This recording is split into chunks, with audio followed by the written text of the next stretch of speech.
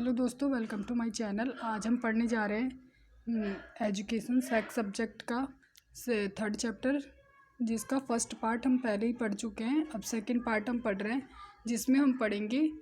First part में हमने पढ़ा था विकलांगता और क्षति, और अब हम पढ़ने जा रहे हैं शारीरिक विकलांगता। इससे रिलेटिव एक क्वेश्चन आता है एग्ज़ाम में, इसीलिए हम इस पॉइंट को एकदम डिटेल से पढ़ेंगे और देखेंगे कि इस क्वेश्चन में हम किस तरीके से और क्या क्या लिख सकते हैं। तो सबसे पहले हम शारीरिक विकलांगता बताएंगे कि शारीरिक विकलांगता होती क्या है। शारीरिक अक्षमता में इसमें ये डिटेल में लिखेंगे कि शारीरिक अक्षमता में ऐसी असमर्थता यानी कि प्रॉब्लम्स आती हैं जो व्यक्ति के चलने फिरने की क्षमता को प्रतिबंधित करती है।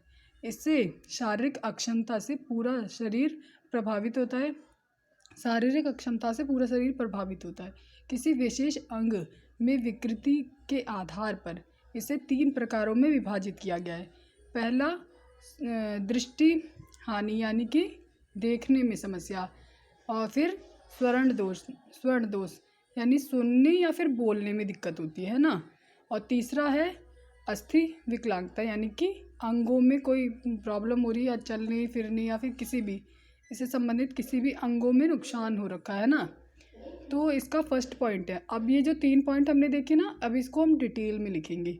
इसके डिटेल में क्या है, सबसे पहले ये प्रमस्तिष्कीय पक्षाघात यानी कि मस्तिष्क की चोट के कारण, इसके अंदर डिटेल में हम लिखेंगे कि मस्तिष्क की चोट के कारण होता है ये, और चोट की संभावना गर्भावस्था के दौरान सबसे अधिक होती है। और यह स्थिति जन्म के समय के साथ साथ बचपन में मस्तिष्क की चोट के कारण भी हो सकती है। और इसके लक्षण क्या होते हैं, पूरे शरीर में गति में, मतलब पूरे शरीर की गति में कठिनाई आती है, चलने फिरने, है ना, ये हो गया। सेकंड पॉइंट है मौखिक और अशाब्दिक रूप से संचार करने में परेशानी आती है। यानी एक बच्चा जो कि मुस्कुराता हुआ दिखाई देता है, लेकिन असल में वो मतलब क्रोधित भी हो सकता है या फिर उदास हो सकता है। मतलब उसके जो वो रियलिटी में दिखा रहा है वो असल में है नहीं वैसा, ठीक है। और फिर थर्ड पॉइंट है कि मांसपेशियों में ऐंठन यानी कि किसी भी प्रकार का शरीर ऐंठने की कोई प्रॉब्लम आ जाती है। और खाने पीने की क्रियाएं, कमज़ोर तंग पेशी होना यानी कि थोड़ा मतलब कि हर चीज़ में एक्टिवनेस, मतलब थोड़ा एक्टिव नहीं रहता है ना। और अगला पॉइंट है हमारा समन्वय और संतुलन के बीच संतुलन ना होना, यानी किसी से बातचीत करने में बहुत ज़्यादा मतलब कमी होती है, समन्वय नहीं बैठा पाता है, ठीक है। और अगला है स्थिर मुद्रा, यानी एक ही मुद्रा में वो लंबे समय तक बैठने की उसके अंदर क्षमता होती है, एबिलिटी होती है। और अगला पॉइंट है हमारा ध्यान देने और ध्यान केंद्रित करने की क्षमता, यानी वो एक ही चीज़ को ध्यान देता है और मतलब ध्यान केंद्रित कर सकता है। और इसी के 4 प्रकार है, किसके, प्रमस्तिष्कीय पक्षाघात के। अब इसको हम डिटेल में पढ़ेंगे। जैसे कि पहला है हमारा पॉइंट, इसे बोला है spastic cerebral Plassey. Spastic cerebral Plassey, इसमें होता क्या है, इसमें बताया गया है कि ये मांसपेशीय सख्त और कभी कभी दर्दनाक होती है। यानी कि इसमें हमें प्रॉब्लम क्या होती है कि मांसपेशियाँ जो होती हैं वो सख्त होती हैं और कभी कभी दर्दनाक होती हैं। और हम इसमें क्या कह सकते हैं कि जिन बच्चों को स्पास्टिक सेरेब्रल प्लासी होती है उनकी सजगता अनुपातहीन रूप से मजबूत होती है। यानी कि वो जो देखते हैं सुनते हैं मतलब उसे अच्छे से समझ पाते हैं। स्पास्टिसिटी के अधिकांश बच्चों में चलने में थोड़ी कठिनाई आती है, मतलब कि चलना देरी से सीखते हैं और मतलब खड़े होने में या फिर बच्चे मतलब विकास करने में थोड़ी सी कमी होती है। और डिस्कनेक्टिंग सेरेब्रल प्लासी आता है हमारा सेकंड पॉइंट। इसी तरीके से हम आगे बढ़ेंगे, ठीक है। फिर इसमें क्या होता है कि यह स्थिति हाथ और पैरों में असामान्य हलचल के कारण होती है ना। और इसी में डिटेल में हम थोड़ा सा और लिखेंगे कुछ, जैसे कि सेरेब्रल प्लासी में यह रूप बच्चों को धीरे धीरे हिलने डुलने या फिर जल्दी से मरोड़ने के कारण हो जाता है, ठीक है। ये वाली जो हमारी डिसेबिलिटी है, इसको जल्दी से हम करते नहीं हैं, बच्चों को हिलाने डुलाने लग जाते हैं, फिर उससे बच्चे का हाथ पैर अचानक से मुड़ जाता है ना। तो इस तरीके से बच्चे के शरीर में प्रॉब्लम आ सकती है। अब हमारा तीसरा क्या है? तीसरा हमारा है कि एटेक्सिक सेरेब्रल प्लासी। थोड़े से मतलब डिफ़िकल्ट शब्द है, लेकिन हमें इन्हें याद करना पड़ेगा क्योंकि ये इंपॉर्टेंट क्वेश्चन है और ये आता है। और इसमें क्या है? एटेक्सिक सेरेब्रल प्लासी से पीड़ित एक बच्चा अनियंत्रित और झटकेदार आंदोलन करता है। यानी कि जब बच्चा अचानक से, कभी हमने देखा होगा कि मतलब कुछ बच्चे ऐसे होते हैं जो सोते सोते भी अचानक से पलटी ले रहे होते हैं ना।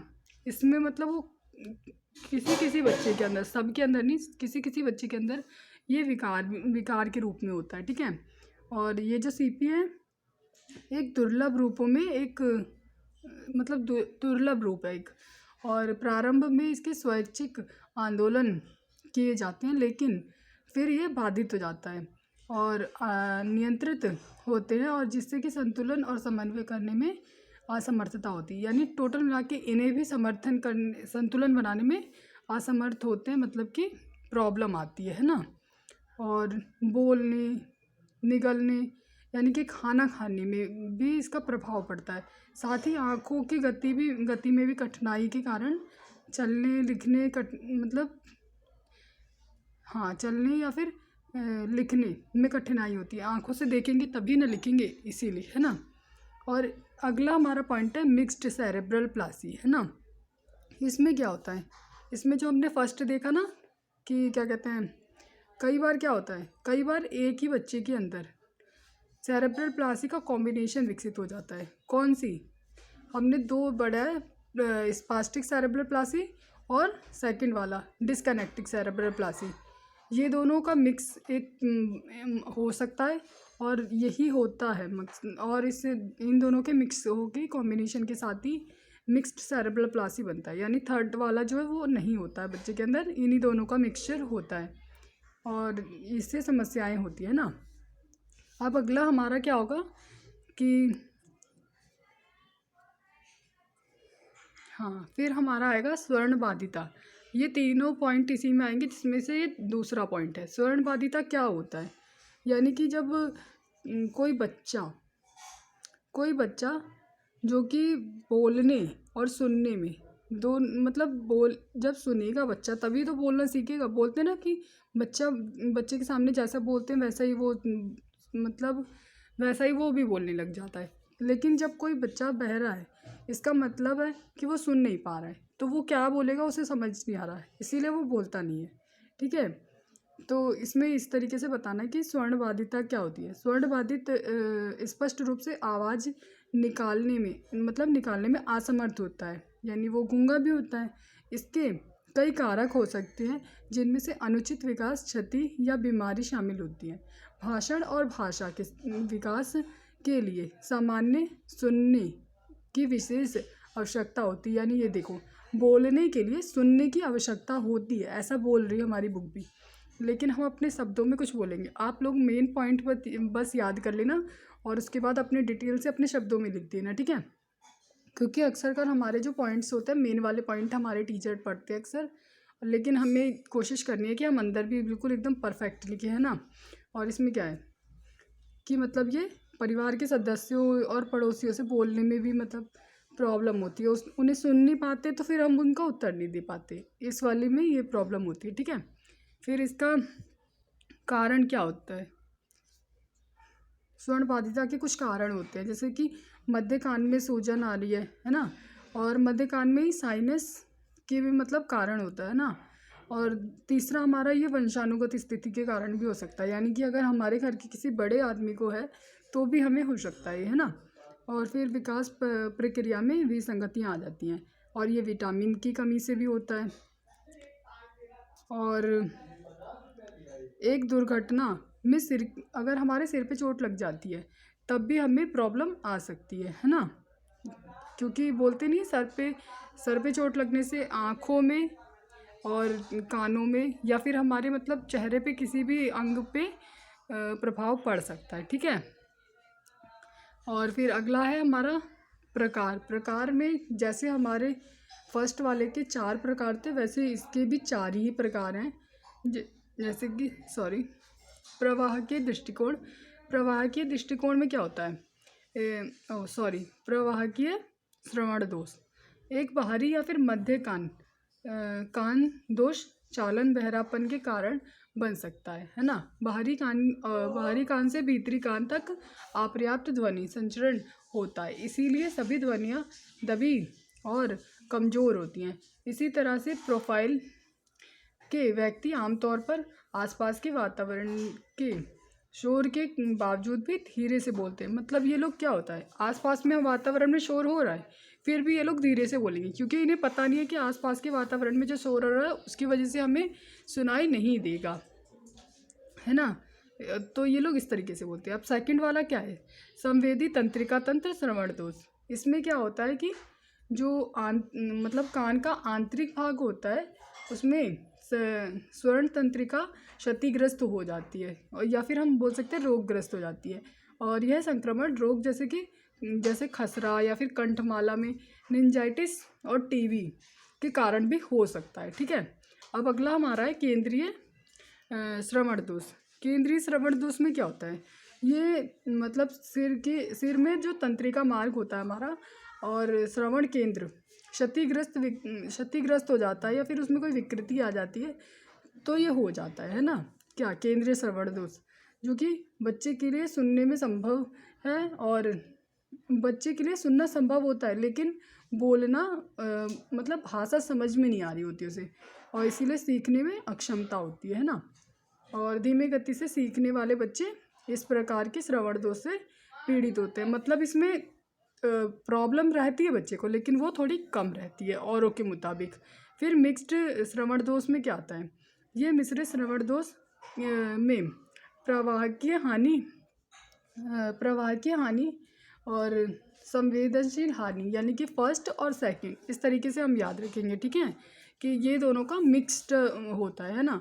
और इसमें एक शब्द आया है बड़ा सा, है ना, कि हम इसको CSOM से याद रखेंगे कि कारण होता है ये, है ना। लेकिन ये जैसे कि क्रॉनिक सुपरेटिव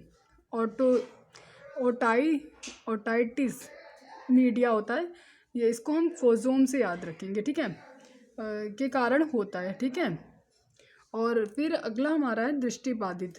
दृष्टिबाधित हमारा थर्ड पॉइंट है। ठीक है, इसमें क्या होता है कि दृष्टिबाधित से हम क्या समझते हैं, जैसे कि मतलब कि जिस भी बच्चे के अंदर आँखों में मतलब आँख से देखने में कोई समस्या होती है तो हम इसे दृष्टिबाधित के अंदर रखते हैं, जिसे हम आम शब्दों में अंधापन बोलते हैं ना वो। जैसे कि दृष्टिबाधित में आंशिक और दृष्टि के पूर्ण नुकसान वाली हानि में सम्मिलित किया जाता है ना। इसमें क्या होता है कि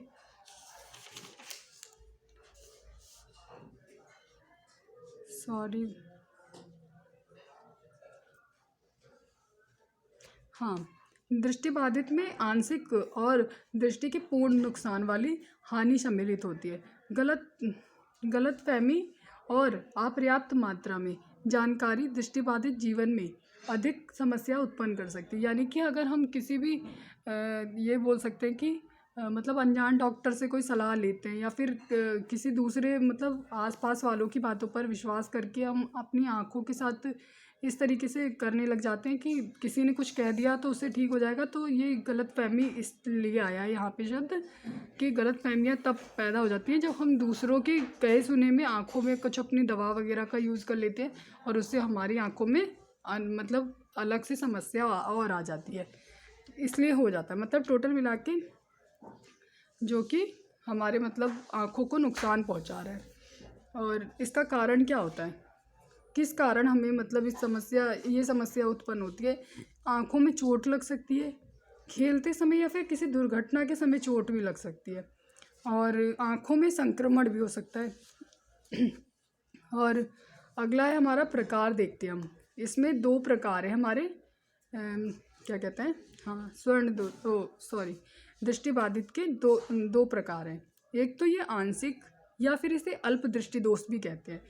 इसमें क्या है कि जब किसी भी व्यक्ति को देखने की क्षमता सामान्य साधन जैसे कि चश्मा या फिर सीमा से परीक्षण हो जाती है, परिक्षीण हो जाती है, और इसे दृष्टि हानि, दृष्टि बाधित या फिर दृष्टि बाधित विकलांगता कहा जाता है। जब एक व्यक्ति अपनी दृष्टि लगभग पूरी तरह से खो देता है उसे अंधा कहा जाता है। जब एक आँख कम दृष्टि के रूप में जानी जाने वाली स्थिति आंशिक दृष्टि हानि के परिणाम स्वरूप होती है, जिसे कि साधारण उपकरण यानी चश्मा या फिर कॉन्टैक्ट लेंस द्वारा भी ठीक नहीं किया जा सकता है। फिर इसे हम अल्प दृष्टि दोष में रखेंगे, है ना। और फिर हमारा आता है जिसे हम वर्णधाता कहते हैं, लेकिन हम इसे कलर ब्लाइंडनेस के उससे हम देख सकते हैं, जिसको मतलब वो रंगों में भेदभाव नहीं कर पाता है कि मतलब कि कौन सा रंग कौन सा है, उसे समझ में नहीं आता है। तो उसमें क्या लिखेंगे हम कि वर्णधाता एक तरह की कारकों का कारण होता है, जो कि बहुत से लोगों में यह रोग उनकी माँ से विरासत में मिली एक आनुवंशिक विकार के रूप में देखा जाता है इसे। लेकिन अन्य कारण मधुमेह और मल्टीपल स्क्लेरोसिस के साथ साथ उम्र बढ़ने का भी कारण होता है, या फिर हमने ज़्यादा दवाइयाँ खाई होती हैं उससे भी होता है इसे। बस यहीं तक हम लिखेंगे, और इसके अगला वाला पॉइंट मैं अगली वीडियो में आप लोगों को बताऊंगी। Thank you for watching and like share subscribe my channel.